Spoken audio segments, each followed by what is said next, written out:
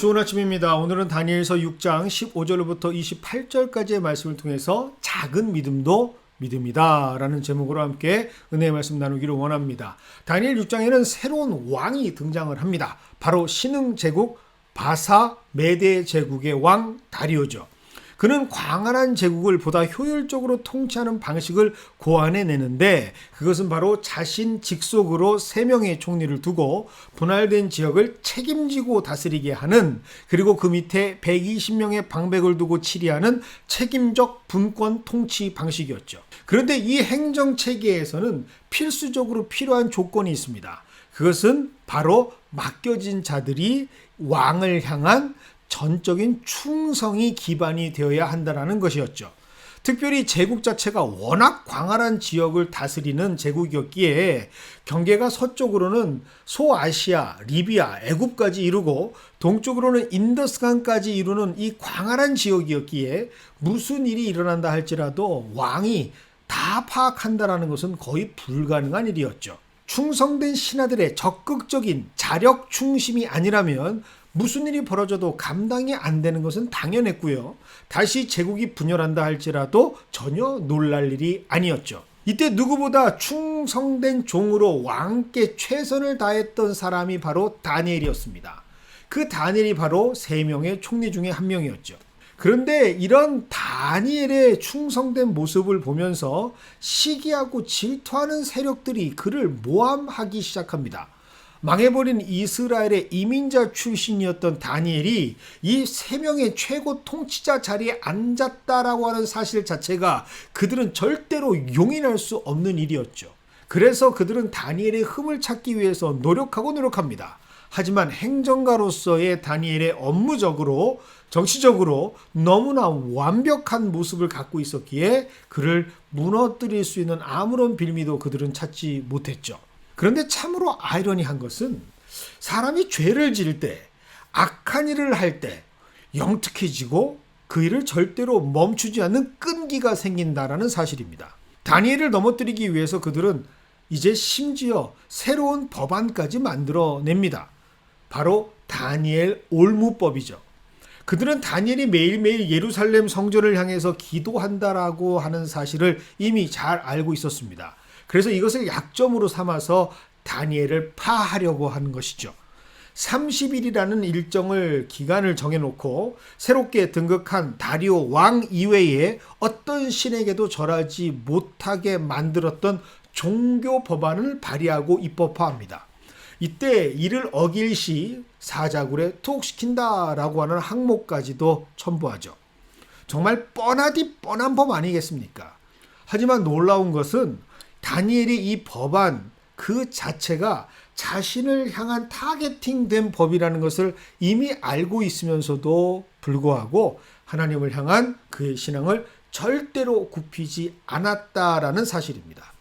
그런데 이러한 상황에서 가장 난처해질 수밖에 없는 사람 한 사람이 등장합니다.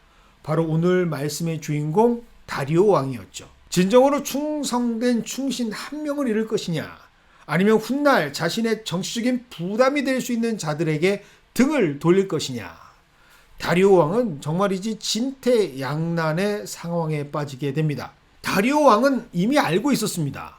다니엘은 다름 아닌 하나님의 사람이었기 때문에 하나님께서 주신 지혜로 이 제국을 잘 다스려 주었고 자신에게 충성된 종이 되었다라는 사실을 말입니다. 하나님의 사람이기에 정직했고 하나님의 사람이었기에 왕에게 충실했다라는 것을 누구보다 잘 알고 있습니다. 그런데 이 하나님 섬기는 것 때문에 이런 상황을 당하게 된 다니엘, 너무나 안타까워하죠. 그리고 이 상황 자체가 좀처럼 받아지지가 않습니다. 특별히 16절에서 다리오 왕은 그의 진실된 심정을 고백합니다. 16절입니다. 이에 왕이 명령하며 다니엘을 끌어다가 사자굴에 던져 넣은지라. 왕이 다니엘에게 이르되 내가 항상 섬기는 너의 하나님이 너를 구원하시리라. 왕이라면 단호하게 분명한 입장을 표명했어야 했던 제국의 왕이었지만 아이러니하게도 자신의 권력을 유지하기 위해서 어쩔 수 없이 정치적 위기 상황에서 사랑하는 충신을 사자굴에 던졌던 왕 다리오. 미약하지만 그럼에도 불구하고 그는 하나님을 신뢰합니다. 비록 그 신뢰나 이유가 하나님을 의지하는 모습이 100% 순수하거나 강력한 믿음을 바탕으로 둔 것은 아니었지만, 그럼에도 불구하고 하나님께서 사랑하는 다니엘, 혹시라도 구해 주실 수 있지 않을까, 너무나도 미약하고 작지만 그 신락 같은 희망과 믿음의 끈을 붙잡고 뜬 눈으로 밤을 지새웠던 사람이 바로 다리오 왕입니다.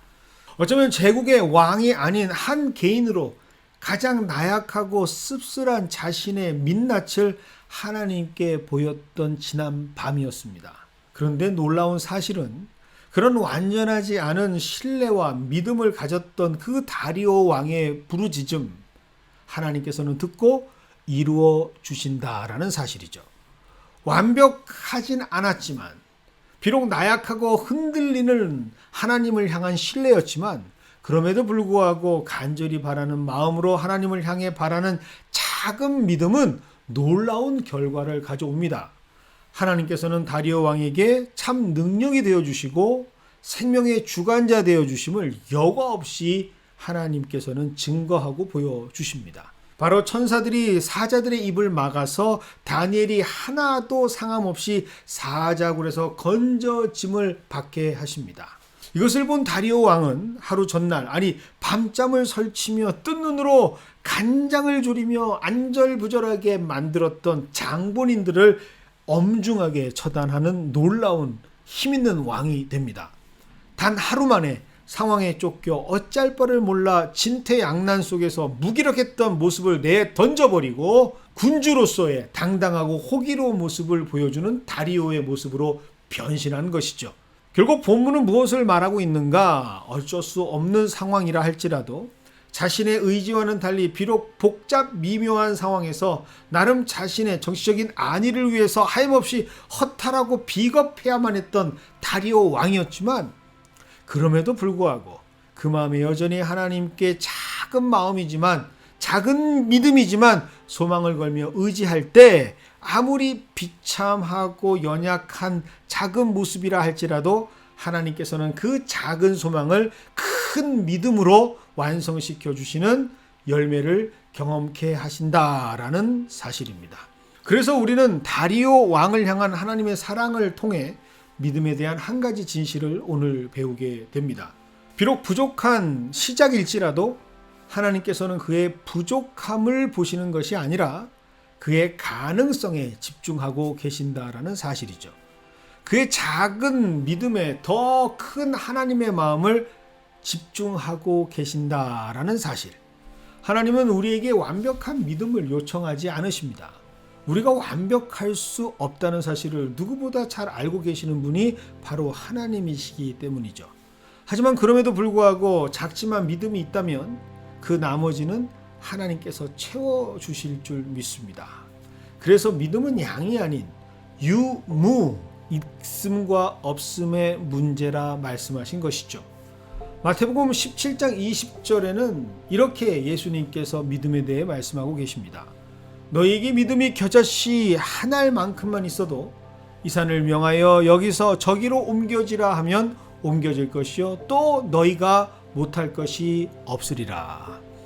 완벽한 믿음이, 온전한 믿음이 하나님께서 원하시는 것이 아니라 작은 믿음만으로도 하나님께서 일하여 주신다라고 하는 사실, 그런 작은 믿음이 점점 커져서 완벽하고 온전한 믿음으로 성화되어지고 발전하고 성장하게 되는 것이 바로 하나님께서 행하시는 일이다라는 것을 오늘 우리는 본문의 말씀을 통해서 배우게 됩니다.